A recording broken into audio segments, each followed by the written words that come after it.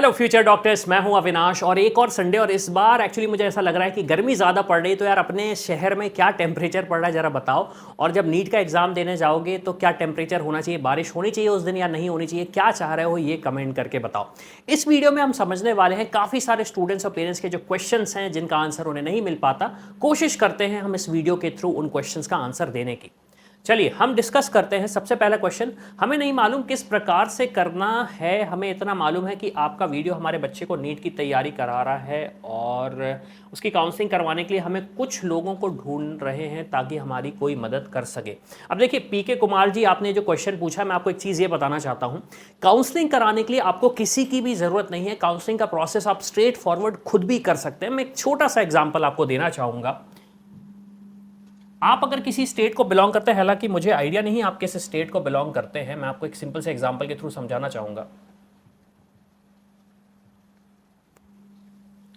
मान लीजिए आपने कहा कि सर मैं बिलोंग करता हूं मध्य प्रदेश को, तो काफ़ी सारे टूल्स हमारे अवेलेबल हैं जिनका यूज़ करके आप खुद रिसर्च कर सकते हैं। काफ़ी सारा जो डेटा है वो पब्लिक डोमेन में अवेलेबल है जिसके बेसिस पे आप खुद कर सकते हैं। चैलेंज बस ये आ जाता है कि डॉक्यूमेंटेशन प्रोसेस कैसे करना है। जो नोटिफिकेशन है आप गवर्नमेंट का, तो आपको आइडिया है किस तरीके से नोटिफिकेशन आते हैं। हमें भी चैलेंज होता है, तो आप समझ सकते हैं आपको कितना चैलेंज होगा। तो उसके लिए आप हमारी टीम को रीच आउट कर सकते हैं। डिस्क्रिप्शन में डिटेल्स दिए गए हैं कि हम आपको कैसे मदद कर सकते हैं। अगर आप एक्सपर्ट हायर करना चाहते हैं तो वो सारा का सारा प्रोसेस हमारी टीम आपको बता देगी। Next question, sir my mother works at ESIC, can I apply for ESIC quota. एक अच्छा क्वेश्चन पूछा है। मैं नाम नहीं पढ़ पा रहा हूं। अब देखिए ESIC जो कोटा होता है उसमें स्पेसिफिकली मेंशन्ड है कि आपके पास ESIC का कार्ड होना चाहिए। अब आपकी मम्मी काम करती है ESIC डिपार्टमेंट में, वो एक डिफरेंट चीज हो जाती है। तो अगर आपकी मम्मी के पास ESIC का कार्ड है जिसके बेसिस पे उन्हें जो इंश्योरेंस मिला है, तब जाके आप अप्लाई कर सकते हैं। जो कि मैं समझ पा रहा हूं कि आपकी मम्मी ESIC के डिपार्टमेंट में काम करती हैं। उस सिचुएशन में ये कोटा आपके लिए एप्लीकेबल नहीं है। आपको नॉर्मल ओपन कैटेगरी या फिर जो भी आपकी कैटेगरी है उसके बेसिस पे आपको अप्लाई करना पड़ेगा। सर AFMC का कब एप्लीकेशन फिल करना है? देखिए एज पर दी करंट सिनारियो अभी तो नहीं है। जो हमने लास्ट ईयर के ट्रेंड्स देखे हैं वो during the time of MCC counselling he process start होता है। तो अभी तो आप बिल्कुल टेंशन फ्री रहें। आप अभी तो बिल्कुल टेंशन फ्री रहे। AFMC पे मैंने एक सेपरेट वीडियो बनाया, उसको जाके जरूर देख लीजिएगा। क्यों? क्योंकि चैलेंज वहीं पे आता है कि प्रोसेस क्या रहेगा, तो वो सारा का सारा इंफॉर्मेशन आपको वहां मिल जाएगा। नेक्स्ट क्वेश्चन है, सर मेरी जीमेल डली हुई फॉर्म में डिलीट हो गई मोबाइल से, अब क्या करूं? क्या ऑल्टरनेटिव जीमेल डाले हुए कमाएंगे? Please help me sir. अब देखिए तौफीक आपका नाम है, मैं समझ पा रहा हूं कि शायद आपका जीमेल एक्सेस जा चुका है या फिर डिलीट हो चुका है। तो आपको एक चीज़ ये समझनी पड़ेगी, NTA ने स्पेसिफाई किया था 2024 में भी 2025 में भी, मोबाइल नंबर और ईमेल एड्रेस आप चेंज नहीं कर सकते किसी भी कीमत पे। तो अब आपका जो अकाउंट डिलीट हो चुका है उसको आपको किसी भी तरीके से रिकवर करना पड़ेगा। मैं रीजन बता देता हूं। एडमिशन के टाइम पे कोई आपसे ये नहीं पूछेगा आपका ये ईमेल आईडी है या नहीं है, लेकिन यूजुअली क्या होता है, इंपॉर्टेंट कम्युनिकेशन आपको ईमेल पर आते हैं। इंपॉर्टेंट कम्युनिकेशन आपके पास ईमेल प्लस मोबाइल में आते हैं। तो ईमेल का भी होना एक अच्छी चीज है, अगर होगा आपके पास तो ज्यादा अच्छा होगा। मेरा सजेशन ये है रिकवरी कर लो, फॉरगेट पासवर्ड पे जाना और जितना मेहनत कर सको कर लो, इसे रिकवर कर लो, आगे जाके दिक्कत नहीं होनी चाहिए। Sir hello sir, I have 2 daughters belonging from UP, which quota I can apply for my daughter? We belong to general seat, my budget is low. Okay ma'am, देखिए आपको एक चीज़ ये समझनी पड़ेगी, अगर मैं डॉटर्स के सिनारियो में बात करूं तो बजट का जो सिचुएशन है वो तभी आता है जब हम प्राइवेट मेडिकल कॉलेजेस की तरफ जाते हैं।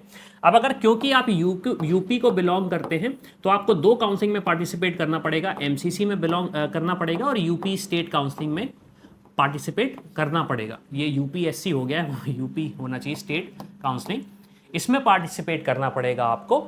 यूपी में सेमी गवर्नमेंट कॉलेजेस नहीं है। प्राइवेट मेडिकल कॉलेजेस की अगर मैं बात करूं तो बजट अराउंड 60 से स्टार्ट हो जाता है, तो उसमें आप अप्लाई कर सकते हैं।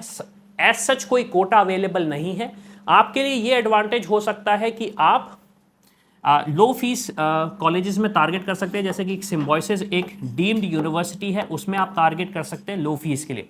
लेकिन मेरा सजेशन सब्सिक्वेंटली आपको ये रहेगा कि आपको और अच्छे से हेल्प करने के लिए, गाइड करने के लिए आप हमारी टीम को रीच आउट करें। डिस्क्रिप्शन में सारे डिटेल्स मिल जाएंगे। यही सेम का सेम क्वेश्चन आप पुट कर दें, हमारी टीम आपको कोशिश करेगी आंसर देने की। Sir how many MBBS seats are there in India both government and private? अब देखिए लास्ट ईयर जिस तरीके से सीट्स इंक्रीज हुई थी, आप ये समझिए टोटल आपके पास 1,10,000 सीट्स हैं MBBS की टोटल। ये काफ़ी शॉकिंग फिगर है, मैं भी मानता हूं, क्योंकि इंजीनियरिंग की अगर हम बात करें तो इंजीनियरिंग में सीट्स लगभग 20 लाख प्लस हैं ऑल ओवर इंडिया में। और आप जब डॉक्टर्स की बात करें, MBBS डॉक्टर्स की बात करें, तो लगभग 1,10,000 1,11,000 का टोटल सीट्स है। इस साल अगर इंक्रीज भी होती है तो आप ये समझ लिए सीट्स ज़्यादा से ज़्यादा 1,20,000 तक जाने का फिगर है, अनलेस हमारे देश में कोई जादू हो जाए, अनलेस हमारे देश में कोई जादू हो जाए। सर क्या सर्विंग ऑन ड्यूटी वाले बच्चे को भी फायदा मिलता है? Please reply. ये क्वेश्चन मैं समझ पा रहा हूँ डिफेंस कोटा से। आंसर है हाँ, अगर आप सर्व कर रहे हैं तो भी आपको डिफेंस कोटा का एडवांटेज मिलेगा। आपको सिर्फ ये देखना है कि आपका प्रायोरिटी ऑर्डर क्या है, जो कि मैंने वीडियो बनाया था, उसमें से आप चेक कर सकते हैं। जय हिंद सर। सर मेरा बेटा इस साल नीट 2025 दे रहा है। मेरा डोमिसाइल उत्तर प्रदेश का है, लेकिन मेरा जिला सैनिक बोर्ड दिल्ली का है। सर क्या मैं उत्तर प्रदेश डिफेंस कोटा के लिए मेरा बेटा एलिजिबल है? क्या दिल्ली राज्य सैनिक बोर्ड का सर्टिफिकेट यूपी में मान्य होगा? अब देखिए आपके साथ सिचुएशन ये रहेगा, आप यूपी का डोमिसाइल का एडवांटेज लेना चाहें आप वो ले सकते हैं, आप चाहें तो दिल्ली का लेना चाहें दिल्ली का ले सकते हैं, डिपेंडिंग अपॉन आपका सिचुएशन क्या है। अगर उन्होंने पढ़ाई दिल्ली से करी तो बेसिकली आपको करना ये पड़ेगा कि हम डिफेंस सर्विसेज को बिलोंग करते हैं, यूपी में मैं रहता हूँ, लेकिन क्योंकि मेरी जो जॉब है वो दिल्ली में है तो मुझे दिल्ली जाना पड़ता है, तो आपका बेटा या बेटी, मतलब आपका बेटा एलिजिबल रहेगा यूपी काउंसलिंग के लिए, तो आपको कहीं और जाने की ज़रूरत नहीं है। तो आई होप काफ़ी सारे क्वेश्चंस के आंसर आपको मिल गए होंगे। और भी कोई क्वेश्चन है तो आप प्लीज़ कमेंट करके बताओ। और ऐसा लगता है कि आपके सवालों के जवाब नहीं मिल रहे हैं और आपको लगता है कि काउंसलिंग में चैलेंज आएगा, तो आप हमारी टीम को रीच आउट कर सकते हैं। और हाँ, वेडनेसडे को एक हमारा वेबिनार है जिसको आप ज्वाइन कर सकते हैं, जहां पे हम सारा डिस्कशन करेंगे कि अगर MBBS में एडमिशन 2025 में लेना है तो तरीके क्या क्या हैं, वो सारी चीज़ें हम डिस्कस करेंगे। तो इसी के साथ मैं हूं अविनाश, मेरा काम है रास्ता दिखाना, उस पर चल के डॉक्टर बनना आपका। I hope you like this video. For more such videos, keep watching our channel. And do not forget to like, share and subscribe.